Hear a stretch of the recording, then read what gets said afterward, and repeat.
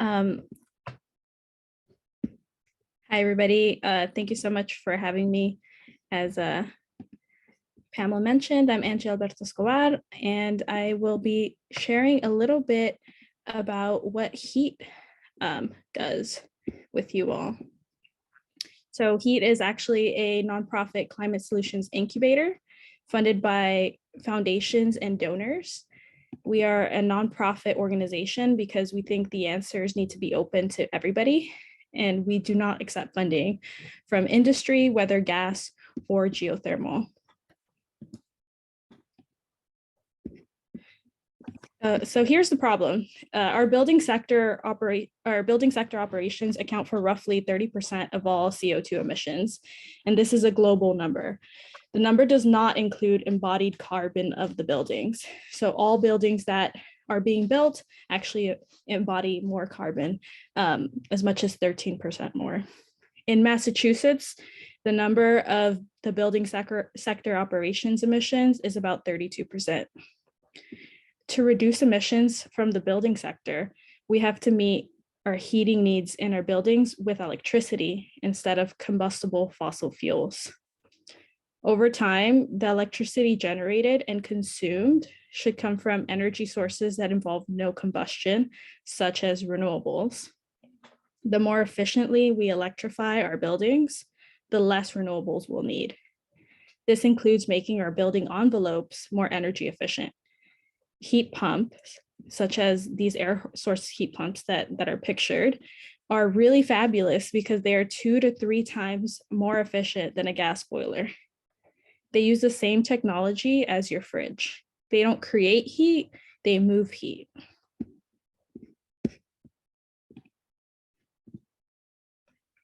So this graph shows our current electric peak season, which occurs in the summer. And as we electrify, those peaks will actually shift to the winter because of the amount of energy needed to heat our buildings, especially in the Northeast. In order to minimize this peak, it is crucial to adopt only the most efficient electrification technologies. Due to our emissions reductions mandates, gas utilities are facing an existential threat, yet they are mandated by law to replace aging infrastructure for safety reasons. Here are the next 5 years of pipe replacement work sites, as reported by the Massachusetts utilities. Over the next 2 decades, the total cost of this new replacement infrastructure will be greater than the cost of all the infrastructure currently in the ground in its depreciated state, a whopping $40 billion at conservative estimates. The pipes being installed now as replacements will be paid for by gas customers for over half a century. This means for decades after we stop using these pipes, because of our state emission mandates, our children will still need to pay for them. And this is the utility stranded asset issue.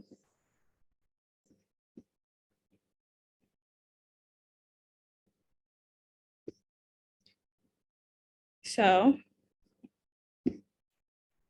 since we want renewable energy to be accessible to everybody, 4 years ago, HEET invented network geothermal, or GeoBlock.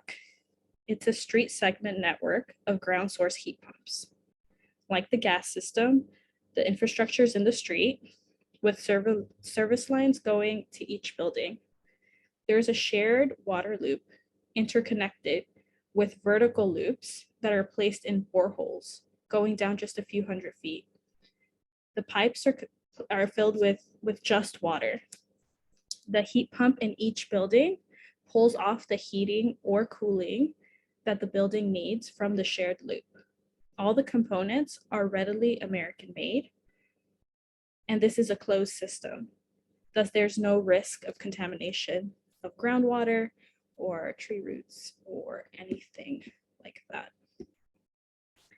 The gas utilities have the customers, they have the right of way in the street, they have the expertise in pumping thermal energy through pipes underground, and they have the financing methods to spread the cost of this infrastructure across all utility customers over decades.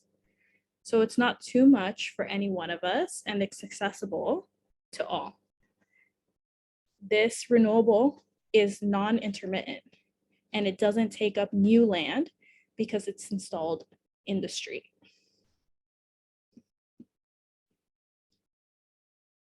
I like to bring this slide up because geothermal can be quite confusing as it's used for multiple technologies. We're not talking about hot rock geothermal that produce electricity via power plants, or hot water geothermal districts, which are similar to steam plants. We're also not talking about a single ground source heat pump installation or a geo building. Instead, we're talking about networked geothermal, which uses existed market-tested components, but assembles them in a novel way to maximize the efficiency of the entire system. And here's how it's more efficient. Imagine an office building with the heat from its computers humming all the way through the winter. It's going to be rejecting heat into that shared loop of water. In the winter, the homes or other buildings that are also attached to the shared loop can actually pull that heat that's being rejected from an office building. In the summer, buildings are rejecting heat and taking up cooling. That heat is stored in the ground, in the boreholes, on a long-term basis. By the time it's winter, all of that stored energy, thermal energy, can be pulled by those same homes.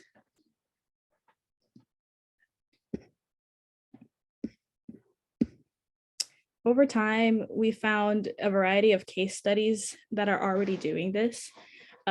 Here's one really great example. Colorado Mesa University interconnected four different systems over time since about 2008 that serve over 1 million square feet of buildings. As with the GeoBlock that I just showed you, these communities or different sections of a campus can be connected like Lego blocks. At Colorado Mesa University, they installed backup gas boilers that they intended to use in case the loop, the shared loop, became too cold, and they have not had to fire those gas backup boilers in over 12 years because of the efficiency of the system.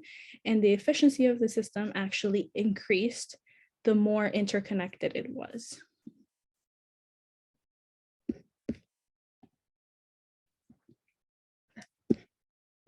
And as I mentioned before, any method that we will use will be more efficient than combustion, but the most efficient that we can make it, the better in terms of the impact on the electric grid during those new peak months, which will be in the winter. If we heat with electric baseboard heating, the least efficient method, we will have a winter peak that looks like a flying falcon. If we use air source heat pumps, twice as efficient as a baseboard, the falcon is beginning to land. Network geothermal, that bottom pink line, is the most efficient method we have for electrifying our buildings. That means we have to install and use less renewable energy, less storage, less everything. That will cost less and allow us to move forward with cutting carbon emissions faster. But aside from dampening those peak loads, there's a lot of other benefits to network geothermal. It's a lot safer. In the top right-hand corner, that's a picture of the Merrimack Valley disaster. Network geothermal does not carry combustible gas, flammable gas under the ground, and thus will not cause any catastrophes like that one. It's combustion free. Thus, it will lead to healthier indoor air qualities There are a lot of studies ongoing right now that HEET is actually a part of, some of them, that are quantifying the air pollution that is in our homes due to our gas appliances. Network geothermal also provides cooling. As climate change exacerbates our summer temperatures nationwide, globally, cooling will be a necessity, not a luxury. And network geothermal allows for a cooling to be pulled off the loop as well. I talked a little bit about equitable access. If the utility companies are installing network geothermal, there's not one community or one family that's going to be ahead of the curve in adopting. We're actually talking to utility companies to prioritize environmental justice communities in the transition. These systems are also resilient against natural disasters and fuel costs. They're in the ground, so a tornado or hurricane will not affect the heat pump or the loop. It's protected underground, and there are no fuel costs because all it uses is a little bit of electricity to run the system. So if there are any bottlenecks in fossil fuel supply, you are immediately aware of that on your bills, on your utility bills. With network geothermal, that would not be an issue. Also, retraining gas workers is easy. They are already certified to install the pipes that network geothermal requires. The only difference is the stripe on the side of the pipe. Yellow indicates a flammable gas and blue indicates water. And so workforce is wholeheartedly behind this and is the reason why the New York Clean Energy and Jobs Act has passed, because labor came to the table. So now I want to talk a little bit about what's going on in Massachusetts specifically. As you all might know, Massachusetts has a decarbonization roadmap that mandates net zero emissions by 2050. And I mentioned before that 32% of these emissions come from the building sector. An act driving clean energy and offshore wind was recently gave permission to utility companies to move forward with demonstration projects of network geothermal. And in September, Eversource Gas actually broke ground for the first time and started their demonstration project in Framingham, Massachusetts. They drilled 3 test boreholes and are moving forward with the design. National Grid just selected their first site. They will be doing 4 sites total over the next 3 years.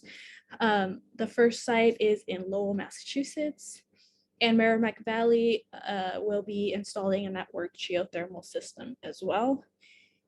These are to kind of demystify the technology to gas companies. Here are some pictures of the Eversource installation.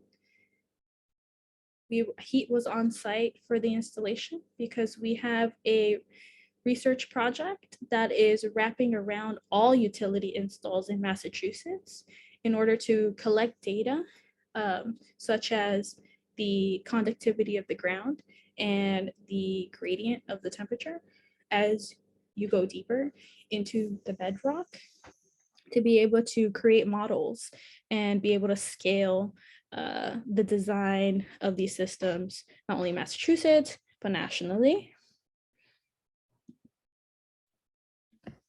And here's an overview of some other work that's being done associated with network geothermal in other states that we have contacts in. So there are some installations going on, there are some legislation going on in other places there is no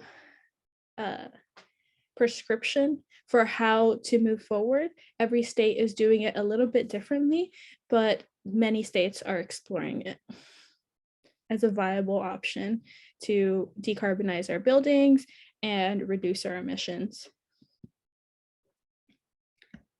Additionally, this is some of the work that HEET is doing in order to kind of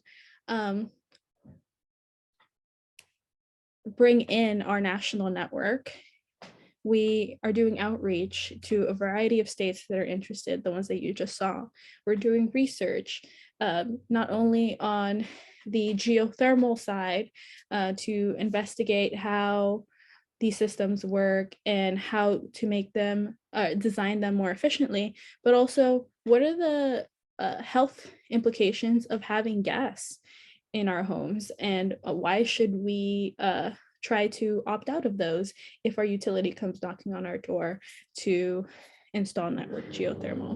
We're also collecting case studies of existing systems that already exist and are being installed not only in the US, but in Canada, and existing systems from Europe as well.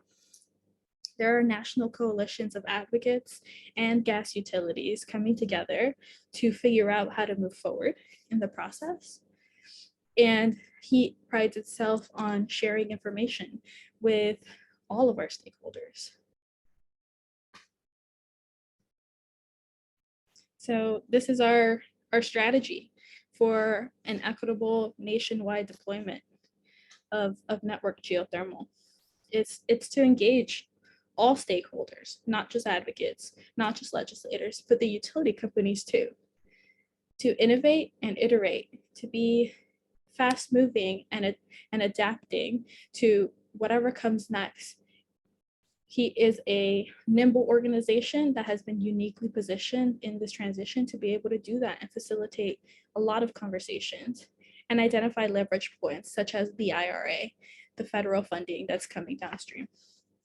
And all of this only moves at the speed of trust.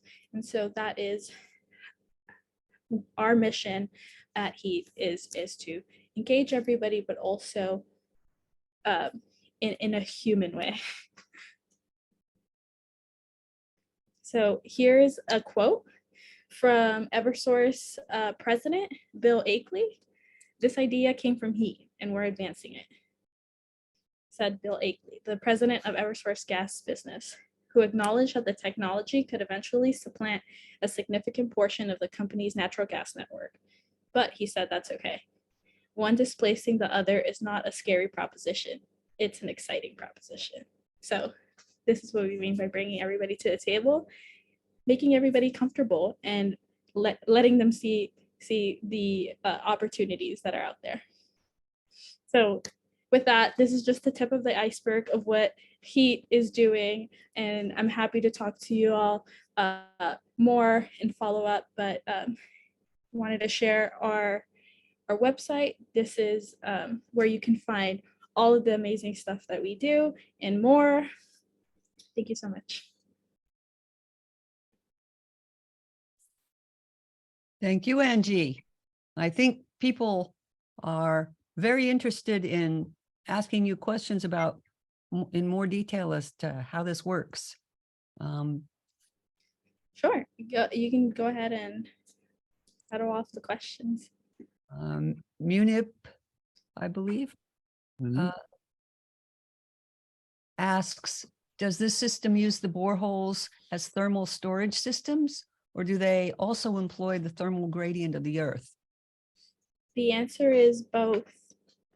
The boreholes do act as thermal storage, and the thermal gradient of the earth, because they go down about 500 to 600 feet, also is a factor in that. So would this require massive infrastructure of digging up roads in order to put these underneath the roads? So for the shared loop, it's actually about a 3-foot trench So it's not very big. And the plan ideally would be to get utility companies to coordinate other maintenance with an installation so that there could be minimal disturbance when installing this infrastructure.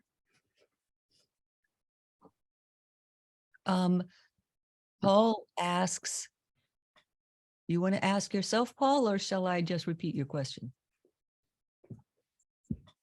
I can read it. Could you describe how putting the pipes in the middle of the road has worked in practice? So I am not an installer, so I cannot answer that question in practice. Not sure. I will be observing Eversource Gas's installation in Framingham when that goes in. And so I will be much wiser after that installation here in Massachusetts. And are they, tell us more about that specific. Yeah, um, that is a very great project in my opinion. There is the Framingham Housing Authority will be connected to the shared loop, as well as a community college and a firehouse. The rest will be residential homes and some other commercial buildings. But it's in a pretty small radius. When we were driving, everything was about a 5-minute block, five blocks from each other, all the buildings. And the community seemed to really love the fact that they were getting network geothermal. We got a lot of people coming up to us really excited and wanting to learn more about what was happening. We're like, oh, we're installing a geothermal system. They're like, oh, that's so cool. There was a Framingham Housing Authority is connecting a part of their elder residents to the loop, and they were all very excited as well. And this is being funded by the gas company? Yes, the gas company is redistributing some of the funds from their gas system enhancement plan, GSEP. So instead of replacing old aging infrastructure, they're using that money to install a new renewable technology that serves the same function. And is that where the old in need of replacement pipes were, or somewhere else? So for this demonstration project, I believe that those homes are on aging infrastructure. And for following, assuming that everything goes well with the installation and everything pencils out economically, which it will, they will move forward with a priority list, and that priority list will have locations that have aging gas infrastructure from the picture that I showed earlier. Those locations. I have much more questions, but it's Andy's turn, and then Kenrick. Andy? All right. I just had a question. I would imagine, a lot of the people in New England are using gas for heat, and this thermal project is going to take a while to implement and to install. But I also think a lot of people might want to keep their gas just for a backup system. And I'm just wondering how that works. And it seems like for some period of time that the gas company would have to maintain two systems. Is there, how do you see that in the transition? Yeah, so boreholes are not the only source or sink of heat that the loop can be attached to. So a gas boiler can actually, just like in Colorado Mesa, can be attached to the system just in case it needs to go online. So I do foresee that the gas company will have to maintain both systems, at least until they create a protocol. So everything is kind of, they're flying by the seat of their pants right now. And so I think that's definitely gonna be something that they have to manage. But as demonstration projects result in successful installations and people are content with their systems, they're comfortable in their homes, everybody's warm. I see that as being less and less of a problem. Henry? Yes, Kenrick? Yes, hello. Nice to meet you, Angie. Thanks for a very nice presentation. I'm curious to learn more about how HEET as an organization got started. You can tell me about the history of the organization? Definitely. So he started with a couple of moms. So a couple of moms came together and were worried because there was this funny smell in the street, and it seemed to be everywhere. And they did a little digging and found out that that funny smell is actually leaking gas, that is affecting everybody, but it's invisible and nobody was talking about it. And so they made a little bit of noise and they started to hold the utility company accountable for gas leaks. And eventually started to map these gas leaks and measure the gas leaks. And it turns out that only 7% of the leaks were responsible for 50% of the emissions of the entire state. And so that really got people going. And the utility company had to fix those leaks, and they were put under pressure. And so that's how HEET got started, by a couple of moms, Audrey and Zainab and other moms from Mothers Out Front. And they've just kept on going with this mission to cut emissions. And this is where we've landed, at we found a technology that can replace the gas system entirely. Nice. Let's go back to the chat. There's several fascinating questions here. From Luann, what about the quality of the ground? Back Bay is built over a swamp. Some cities are built over areas that are shot with caves. But Yeah, I think so particularly sorry. like Boston or Back Bay, yeah, so Place- Florida. like I mentioned before, the loop is a plastic loop. It can be thrown into a body of water actually, and that can be a source and sink. There is less thermal storage that way, but you can theoretically still use that body of water as a source or a sink for thermal energy or heat.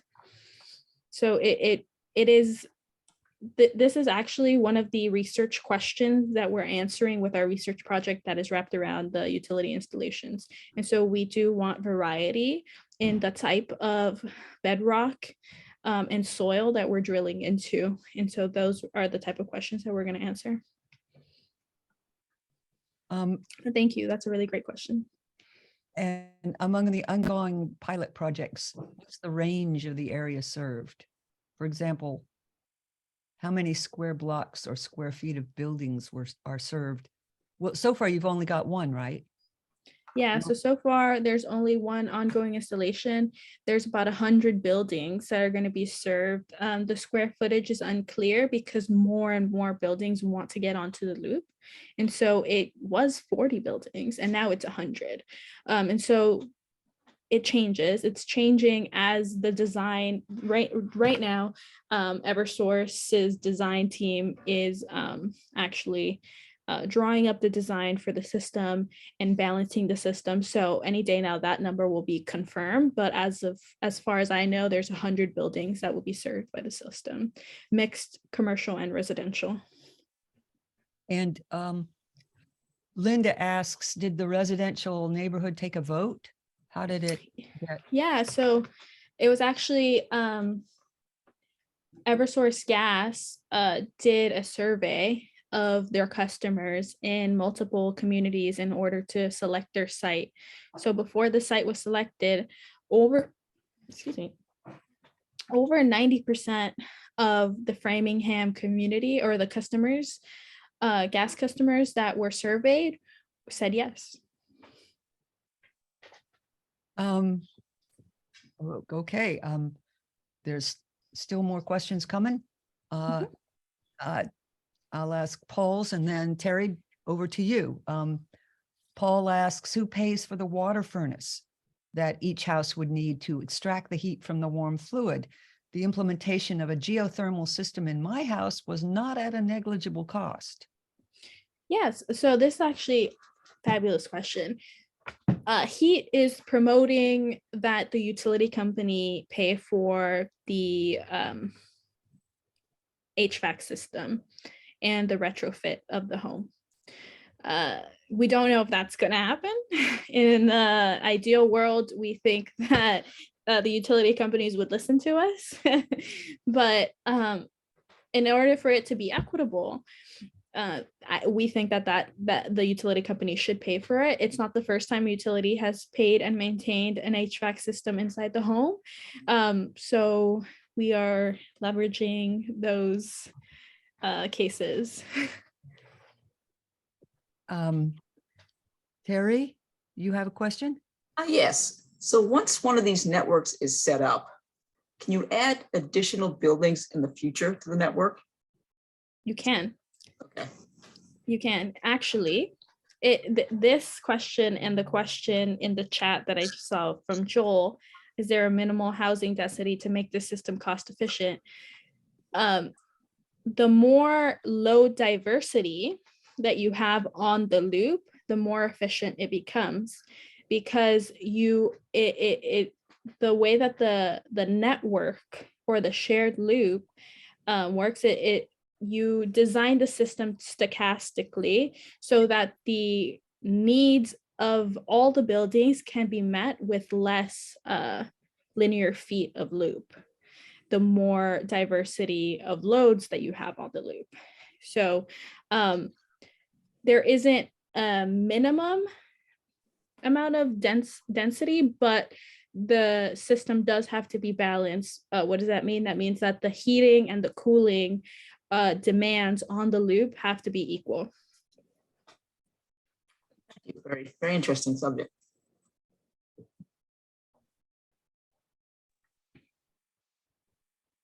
And so actually the Colorado Mesa University study found that their peak electric use did not increase as they connected the 4 systems together. So they started with one, they had another, and they connected them over time. As they did that, which totaled to 1 million square feet, the electric peak did not increase. It actually was flattened.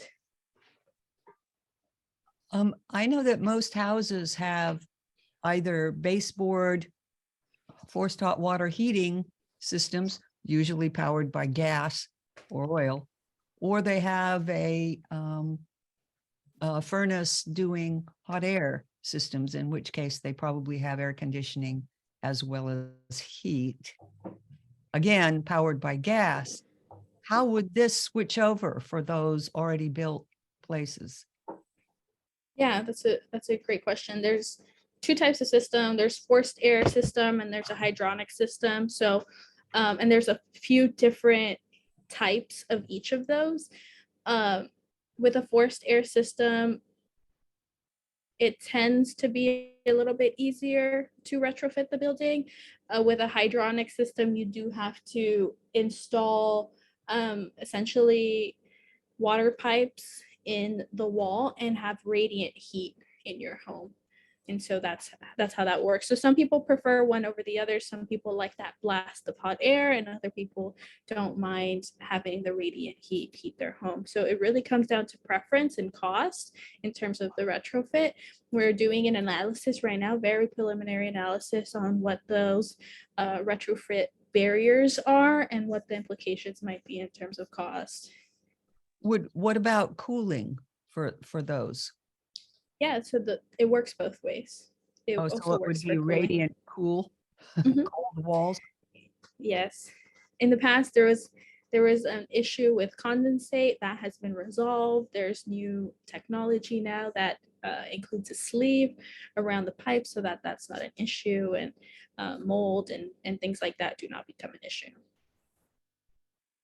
How would that work? I don't understand. Well, anyway. Hmm. And so the specific buildings switching would be probably their cost or subsidized or something? That is a big question mark. We would like, there's a huge budget for gas infrastructure replacement. We really want that money to be used for these retrofits as well.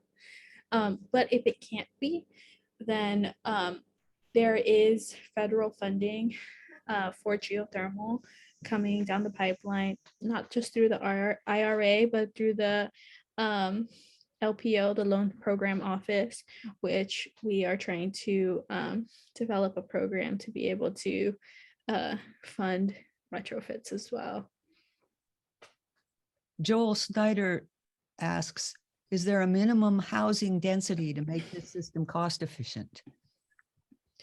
No, there's not a minimum density, but the more dense and diverse, the better. I like to think of it as our sewage system, right? If you're living in a rural place, it just makes sense to get a septic tank. You don't want to pay for miles and miles of pipe to connect to somebody else's sewage. When you're in an urban area, it makes economic sense to connect all of the sewage together and take it away together. So that's how I like to think of it. Wherever there's a septic tank, you probably want to go it alone. Wherever there's a sewage system that's interconnected with other buildings, that's probably where you would want network geothermal. That's where it would make economic sense. Is there any chance of us getting it here in Concord? Definitely. I think if you have enough community members on board, you could talk. Who services Concord? National Grid, is it? For gas, yes. We have a municipal electric plant. Okay, so you have municipal electric, but the gas system is National Grid, and National Grid is actually looking for sites. So maybe you want to throw I think it's your. HEET. Oh, sorry. HEET. HEET is your gas company? Oh, maybe we should talk to them. HEET. No, the town, that down. the town did have a presentation by somebody from National Grid. And they were looking for pilot programs, and they mentioned the 4 that you talked about. So at the time, there was some interest by the select board to see if Concord was going to pursue that, but I haven't heard of anything further on it. But it is National Grid, and Concord's our gas company. Are there any programs to get builders to recognize the financial and environmental, particularly the financial benefits of changing how they traditionally build houses from gas hookups to all electric heat pump systems? Because they're slow to change. And if you could make a presentation that could be show the actual financial benefits of switching the building systems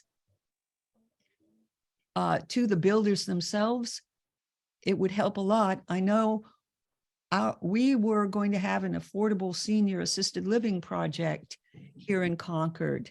And part of the reason there was some opposition to that was that it was going to be gas, and they weren't doing all electric or heat pump. And the builder thinks it would be more expensive and that they couldn't afford it. And in fact, the opposite is true, because they're going to have to run the building after it's built. Right. So right now the city of Boston is paving the way, I believe, with the flex code. So the building energy code. They are updating that, and there is a flex code that's being proposed, I believe. I don't think it's been accepted by Dandelion Energy and Geo Exchange. They sent a memo to say, hey, we need to include geothermal as part of an opt-in code, and these buildings should receive some sort of financial compensation for opting into that. And so I know that City of Boston is doing that, and hopefully other towns and municipalities will follow in updating their codes. And I think that will be ultimately the nudge that builders need, unfortunately. The thing is, though, there's resistance to that. If we could have like somebody with actual numbers sit down with the developer and show them, developer by developer, that might be really helpful. Yeah. I 100% agree. So there is an economic analysis that will come out of our research project. So we're doing an environmental analysis and an economic analysis, as well as building the physics models in order to design the systems better. So that economic analysis will do exactly that.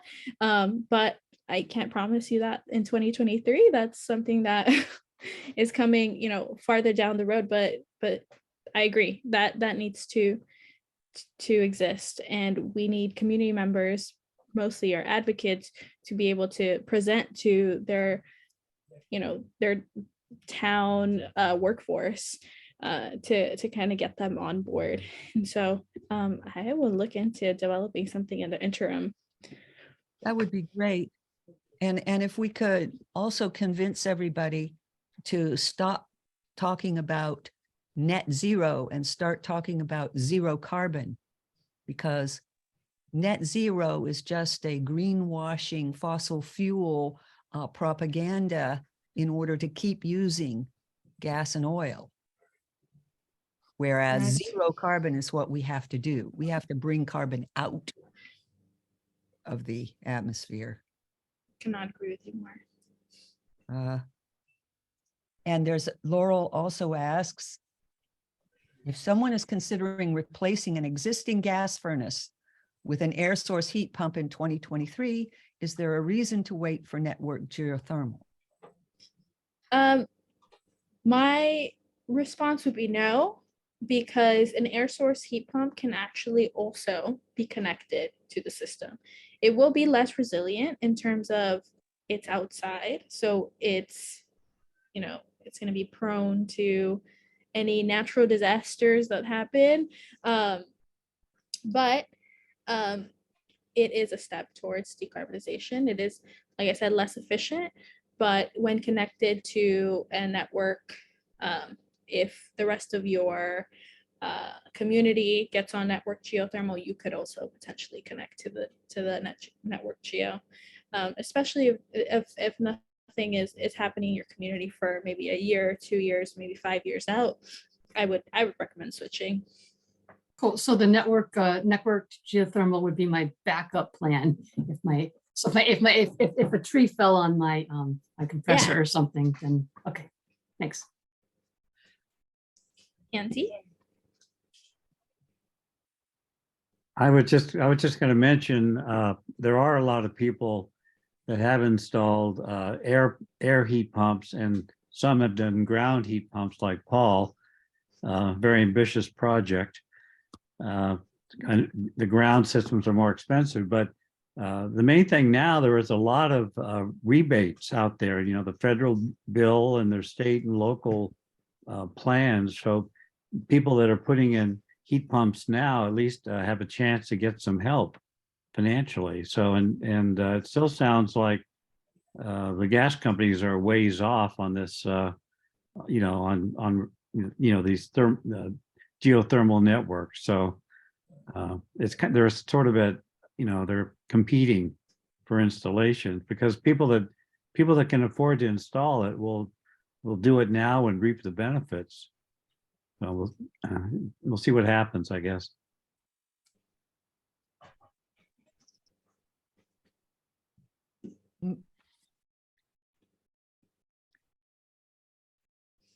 This is so exciting. I know that the First Parish Church in Concord is going to probably be doing geothermal for the whole, depending on whether or not it can be funded. They've already begun, they bored test boreholes and great pressure on this.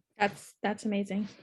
For more than just the church itself. There's the Right Tavern, the various houses that are there. Could that be, how would they go about looking into expanding that into the Yes. big community and maybe get some help that way from So I think the first step is to educate and engage the rest of their community. What is going on here? Why are you doing it? What are the benefits? And then get, some champions in the rest of the community for the project. If that the project that you just mentioned is going to be network geothermal, not just individual systems, well, or if it is going to be individual systems, looking into networking them, what will be the heating needs and the cooling needs of that system? Do we need a little bit more cooling? Do we need a little bit more heating? And then recruiting buildings that fit those needs onto that system, and then lowering the cost overall for everybody.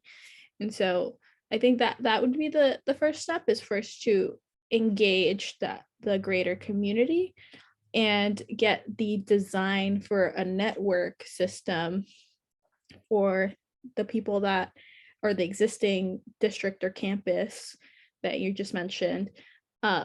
Get that design going, understand what is needed, if any, to increase the efficiency, and then exploit that with the other folks that might want to come on board.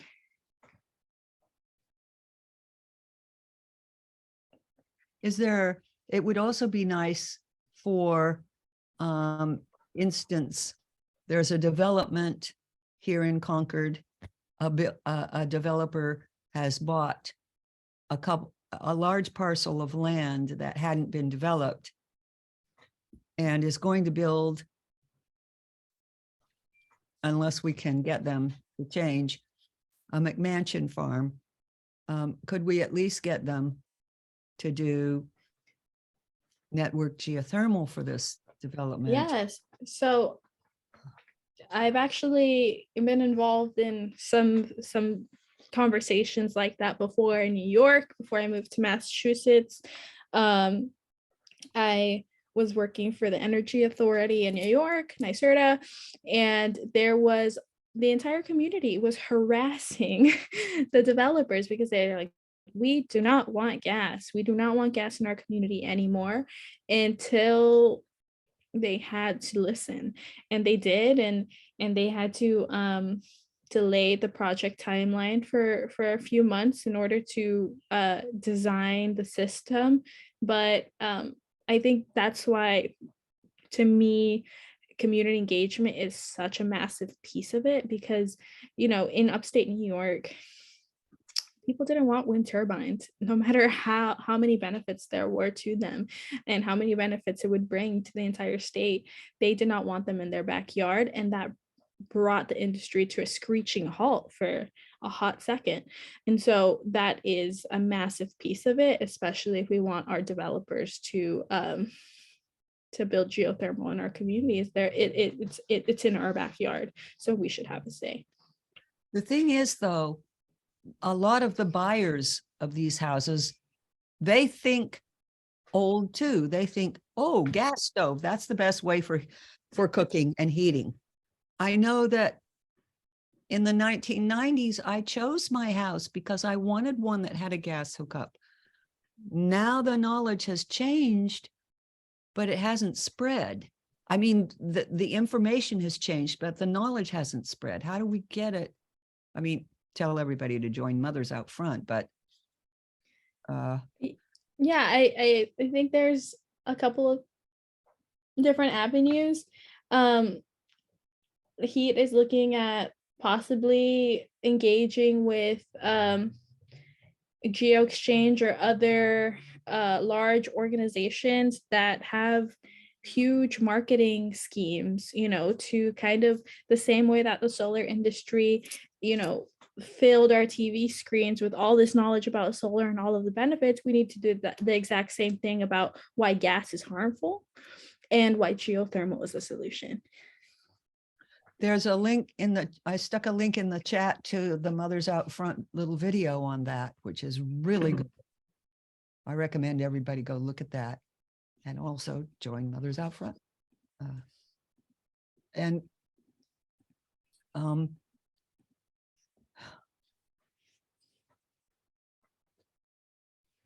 I should also put a link to Dave Green's excellent presentation on retrofitting buildings to zero carbon. For those who aren't, the geothermal networks is sort of urban and coming, but we're sort of suburban and individual. And David Green's presentation would really be useful for most people, I think, in Concord, at least faster than we'll be getting this exciting thing. Do you have any advice for us on what we should do, Angie, to be help? I mean, a network geothermal system could definitely work in a suburban community. There are other sources and sinks that you might not think of, like a grocery store. Grocery store is constantly in cooling mode. It's rejecting heat all the time. If you're close to a grocery store, that's a perfect opportunity. If there's an ice rink near you, same situation. And so I'm sure there are some commercial buildings that you can leverage to kind of increase that load diversity. But as I said, the more buildings, the more diverse the load is, the better. And so even if it just means interconnecting some buildings and not all, it definitely could be cost effective and possible in your community, even if it's suburban and less urban.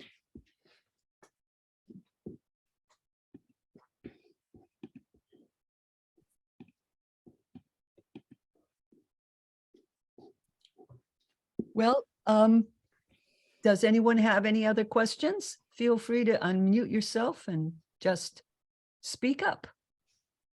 Have there ever been cases where a person who's living in a neighborhood that decides to go to a network system resists and says, no, I don't want to make a connection?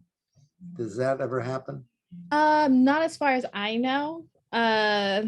I think the installers would know a little bit better than I when it comes to those cases. But I think the benefits are overwhelming. And so it's really hard to say no to a system, especially when the costs decrease when you're networked with so many other people and they're depreciated over so much time. And they actually decrease your energy bills over the long term and provide resilience. They provide security in terms of what your utility bill would look like. For those of us that are on gas systems, we don't know what our bill is going to look like 1 year from now.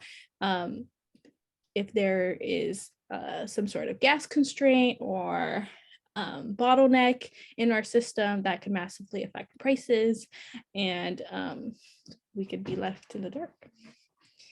So there's so many overwhelming amount of benefits that I have never heard of a case like that.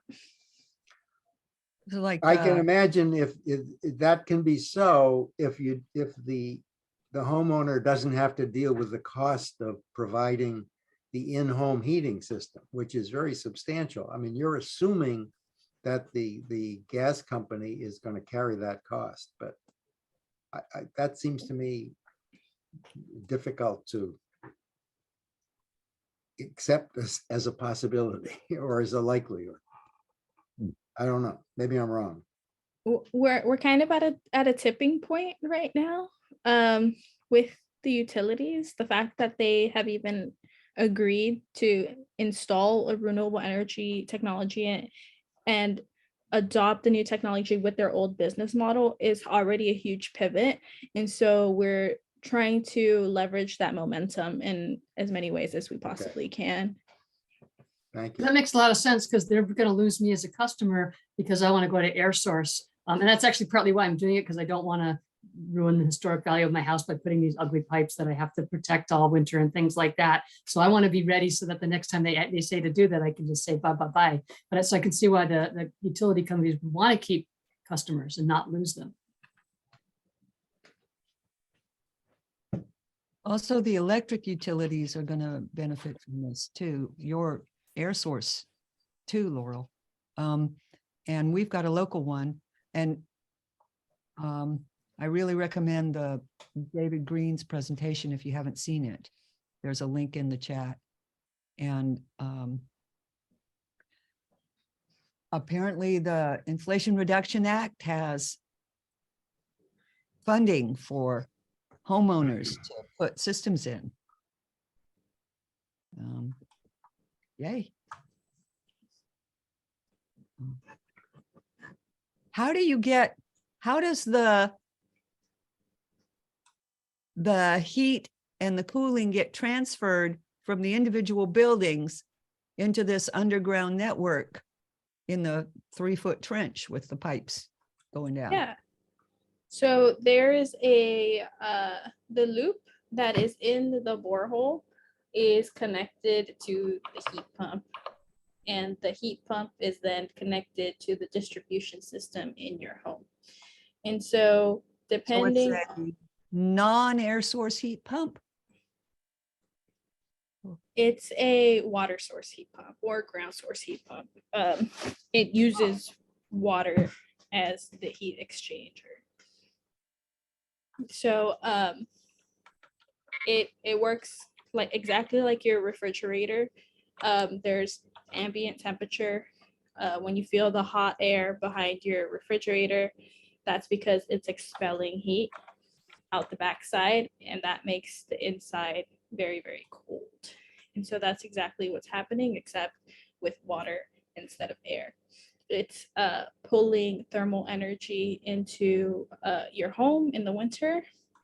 It's pulling heat into your home in the winter and then distributing it to your distribution system, or giving it to your distribution system, whether it's hydronic or it's air, or heating air. And then the water coming in is becoming cooler, and the cooler water then goes back where it came from into the loop. I wish I had a picture, but. So is this a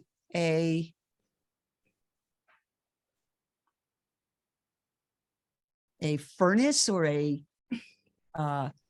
it a machine in your house, like an air conditioner or a? Yeah, it's a heat pump, and it has a compressor inside of it, and the compressor is what expands or contracts the fluid to expel thermal energy. So it would So be. it is a small unit. I would say maybe 4 feet by 3 feet by another 3 feet in your basement. So that's another selling point to a lot of multifamily home owners, is the increased square footage in their basement, because it's a smaller HVAC system actually Then than a furnace or a huge water boiler for domestic hot water.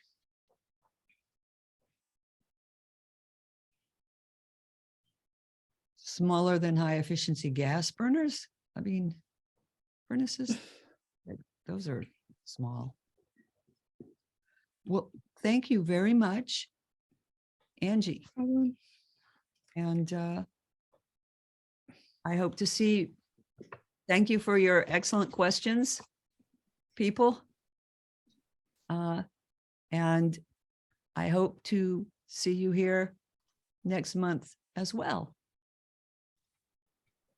And